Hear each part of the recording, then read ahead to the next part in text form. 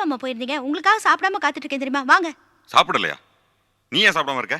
வருவீங்கன்னு காத்துட்டு இருந்தேன். வாங்க சாப்பிடலாம். தனோ, ஒரு முக்கியமான விஷயம் பேசணும். உட்காரு.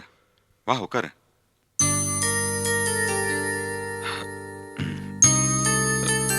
நீ இனிமே இந்த மாதிரி சாப்பிடாமலாம் இருக்காத. தனியா நான் மட்டும் எப்படி சாப்பிடுறதா? இல்ல தனோ, நீ இனிமே தனியா சாப்பிட கத்துக்கணும். ஏன்னா வயிற்றுல குழந்தை வேற இருக்குல்ல. மாமா, என்னாச்சு இன்னைக்கு உங்களுக்கு? முகத்துல தீவிரமான சிந்தனையோட இருக்கீங்க. மனசுல ஏதாவது நினைச்சிட்டு பேசுறீங்களா? மனசுல ஒரு யோசனை இருக்கு. எதை பத்தி? ஒரு வேலை சம்பந்தமா.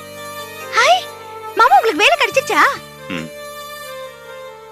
வேலைக்கு போலான்னு இருக்கேன். அட, சந்தோஷமான விஷயம் தானே மாமா. இதுக்கு எதுக்கு மூஞ்ச உம்முன்னு வச்சுட்டு சொல்றீங்க? நீங்க வேலைக்கு போகணும், ஓரளவு சம்பாதிக்கணும், அதானே நானும் தினமும் சொல்லிட்டு இருக்கேன். அதான் நல்லா யோசிச்சு வேலைக்கு போலான்னு முடிவு பண்ணிருக்கேன். என்ன வேலை மாமா? எங்க வேலை? வெளிநாட்டுல, மலேசியாவுல. என்னது? வெளிநாட்டுக்கா? என்ன மாமா சொல்றீங்க?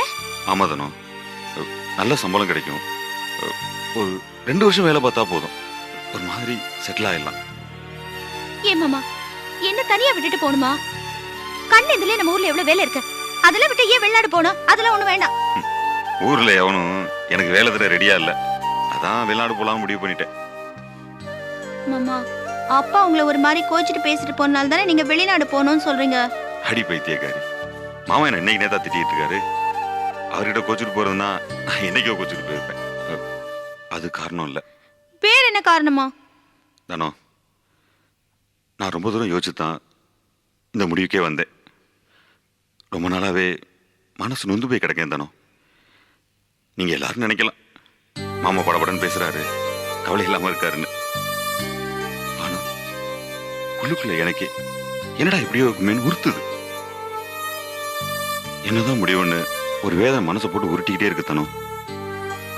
மாமா, லீலா பவானி எல்லாம் நான் இப்படி இருக்கிற விளையாட்ட கிண்டல் பண்ணுவாங்களே, அப்பெல்லாம் நானும் ஜாலியா சிரிப்பேன். ஆனா எப்பாவது மனசுக்கு தோணும், கேலிக்கா நீங்க அப்படி பேசினாலும் அதானே உண்மைன்னு. அப்பெல்லாம் மனசு வலிக்கும். ஒண்ணு தெரியுமா, ஒரு மனுஷன் நல்லா இருக்கும்போது அவனை பிச்சைக்காரன் திட்டினா அவனுக்கு பெருசா தோணாது.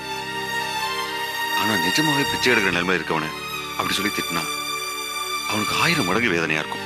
ஐயோ மாமா, நாங்க யாரும் உங்களை வேதனைப்படுத்த. நான் உங்களை குறை சொல்லல, உங்களோட மனசு எனக்கு நல்லா தெரியும். நான் சொல்றது என் மனசை பத்தி. அது குரங்கு மாதிரி அலையுது, குழம்புது, சமயத்துல பயப்படுது. தனு, எதிர்காலத்தை பத்தி எனக்கு பயம் வந்துருச்சு. நமக்கு குழந்தை வேற பிறக்க போகுது.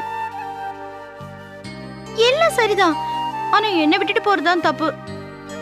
இல்ல தனு, இப்படியே போனா நான் ஒரு லாய்க்கு இல்லாத ஆளுங்கிற எண்ணமே எனக்கு கொன்றும். தயவு பண்ணி என்ன தடுக்காத, என்னை என் போக்குல விட்டுரு. நம்ம நன்மைக்காகவும் நம்ம பிள்ளையோட நன்மைக்காகவும் தான் இந்த முடிவுக்கே வந்தேன். மாமா, கொஞ்சம் யோசனை பண்ணி செய்யுங்க மாமா. இதுக்கு முன்னாடி யோசனை இல்லாம தான் நிறைய பட்டுட்டேன். ஆனா இப்போ நல்லா யோசனை பண்ணதுக்கு அப்புறம் தான் இந்த முடிவுக்கே வந்தேன்.